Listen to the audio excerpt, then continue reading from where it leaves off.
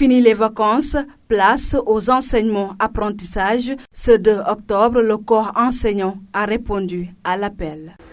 Voilà, justement, les collègues ont répondu présent à l'ouverture. Vous savez, le premier jour, quel que soit Alpha, il doit avoir les PAC. Mais par contre, nous avons atteint le quorum. La plupart des collègues sont déjà sur place. Voilà, et le seul souci que nous avons présentement, c'est l'état dans lequel nous avons retrouvé notre SEM. Alors beaucoup de collègues se sont présentés, pratiquement c'est la totalité des collègues, ils sont venus, ils ont pris leur emploi du temps. Voilà, donc on attend le 5 pour vraiment démarrer les choses réellement. Selon ce professeur d'histoire et de géographie, le contexte électoral ne doit nullement impacter le bon déroulement de l'année scolaire. Il appelle à l'implication de tous. Bon, ce que nous attendons pour cette année, vraiment qu'on puisse pacifier l'espace scolaire et que l'espace scolaire ne souffre pas des soubresauts politiques de cette année.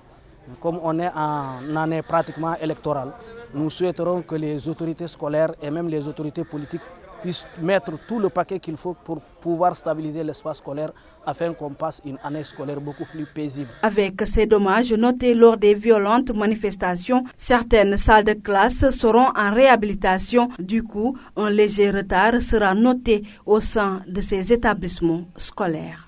Nous n'avons même plus de bureaux, que ce soit les surveillances, de même que le bureau du principal, la bibliothèque, la salle informatique, tout est parti en feu. Les professeurs n'ont même pas de salle, donc nous attendons au moins que le minimum soit là pour pouvoir démarrer. Oui, l'environnement de l'école, cette année, on a accusé un peu de retard par rapport à l'année dernière.